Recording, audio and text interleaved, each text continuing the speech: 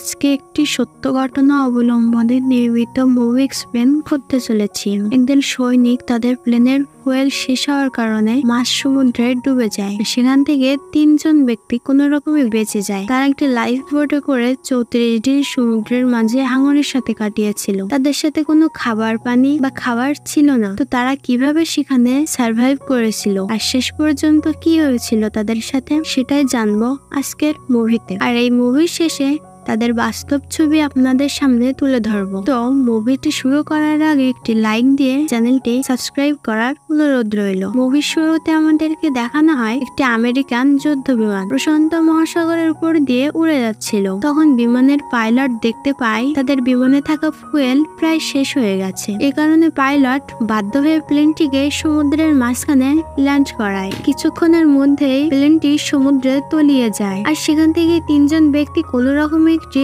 Life boat খুঁজে পায় আর তার উপরে উঠে প্রাণ বেঁচে যায়। এদের মতো একজন ছিল পাইলট জিকসন, আর একজন বোবা নিক্ষেপকারী টনি, আর একজন ছিল জেন, যে কিনা ছিল রেডিওম্যান। তারা প্রচন্ড ঠান্ডার মাঝে ভাসতে ভাসতে তাদের একটি রাত অতিক্রম হয়। পরদিন সকালে তারা ভাবতে থাকে এখান থেকে তারা কিভাবে উদ্ধার হবে, তাদেরকে কেউ উদ্ধার করতে আসবে। ঠিক তখনই তারা আকাশে হেলিকপ্টার দেখতে পায়, কিন্তু হেলিকপ্টারটি তাদের থেকে অনেকটাই দূরে ছিল। তাই হেলিকপ্টারের দৃষ্টি আকর্ষণ করার জন্য তারা তখন তাদের পোশাক খুলে এদিক ওদিক নাড়াতে থাকে, কিন্তু হেলিকপ্টার তাদেরকে দেখতে পায় না আর সেখান থেকে চলে যায়। তখন তারা সবাই অনেক আপসেট হয়ে পড়ে, কারণ তারা জানে এখানে তাদের খুঁজতে আর কেউ আসবে না, কারণ তখন চারদিকে দ্বিতীয় বিশ্বযুদ্ধ চলছিল আর যুদ্ধ চলমান অবস্থায় তাদেরকে বারবার খুঁজতে আসা সম্ভব নয়। তাই তারা তখন সিদ্ধান্ত নেয় তাদের নিজেদেরকে যে করেই হোক এখান থেকে বেঁচে ফেরার চেষ্টা করতে হবে। তখন ক্যাপ্টেন জ্যাকসন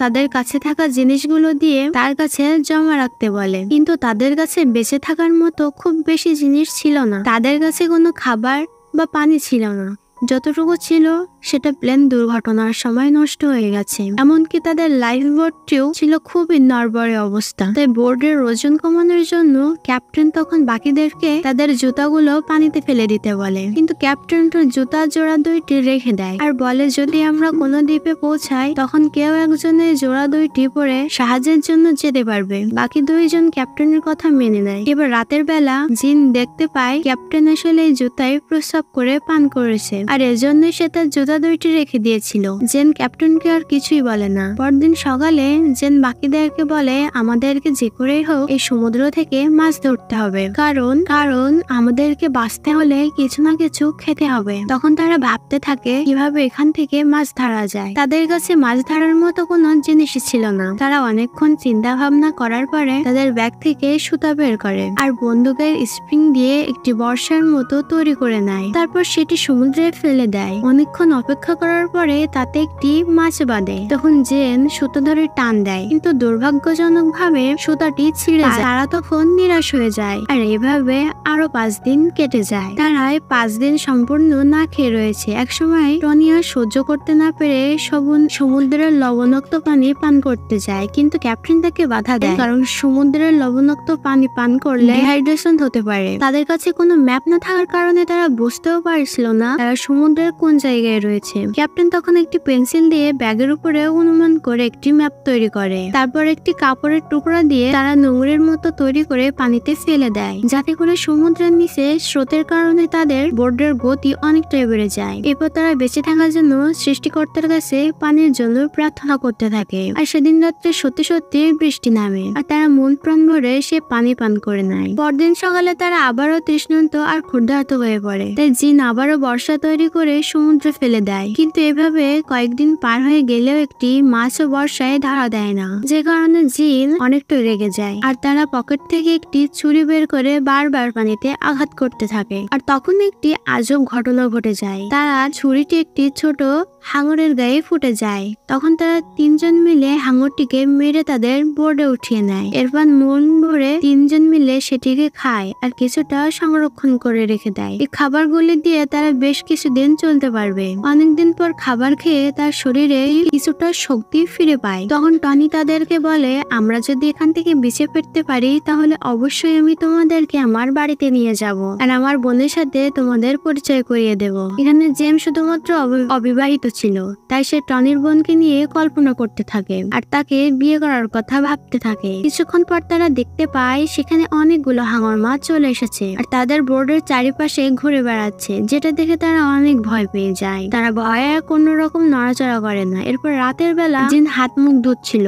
তখনই একটা হাঙর এসে তার হাতে কামড়ে দেয়। তখন তারা তিনজন আরো অনেক বেশি ভয় পেয়ে যায়। তারা তখন বুঝতে পারে এই সমুদ্রে অনেক বেশি ভয়ঙ্কর জায়গা, এখানে বেঁচে থাকা খুবই কঠিন। আর এভাবে ভয়ে ভয়ে তাদের 15 দিন পার হয়ে যায় আর তাদের শিকার করা হাঙর মাছটিও ফুরিয়ে যায়। এরপর জেন একটি পিস্তল নিয়ে টনিকে বলে, তুমি কি কিছু খাবার খেতে চাও? তখন টনি বলে, এখানে খাবার কোথায় পাবো? জ্যাকসন তখন তাদের পাশে ঘুমিয়েছিল। জেন তখন তার দিকে বন্দুক তাক করে একটি ফায়ার করে। তখন মনে হচ্ছিল জেন জ্যাকসনকে গুলি করেছে, কিন্তু না, আসলে তার পাশে একটি পাখি এসে বসেছিল আর পাখিটিকে জেন গুলি করেছে। আর এই গুলির শব্দে জ্যাকসনের ঘুম ভেঙে যায়। সে তখন দেখে যে একটি পাখি শিকার করেছে, পাখিটি সমুদ্রে পড়ে গিয়েছে। সে তখন কোনো কিছু না ভেবেই পাখিটিকে ধরার জন্য সমুদ্রে ঝাঁপ দেয়। যখন সে পাখিটিকে নিয়ে ফিরে আসছিল তখন সে দেখতে পায় একটি হাঙর মাছ তার দিকে আসছে। তখন সে দ্রুত বোর্ডের দিকে আসতে থাকে আর হাঙরটিও তার পিছে পিছে আসতে থাকে। জেন এটা দেখে হাঙরটিকে গুলি করতে যায়, কিন্তু তখন তার বন্দুক থেকে আর গুলি বের হচ্ছিল না। এদিকে জ্যাকসনের ভাগ্য খুবই ভালো ছিল যে একটুর জন্য হাঙরের হাত থেকে বেঁচে বোর্ডে উঠে যায়। এভাবে দেখতে দেখতে 20 দিন পার হয়ে যায়। তাদের তিনজনের শরীরে এখন আগের মতো আর শক্তি নেই, তারা অনেকটাই কমজোরি হয়ে গেছে।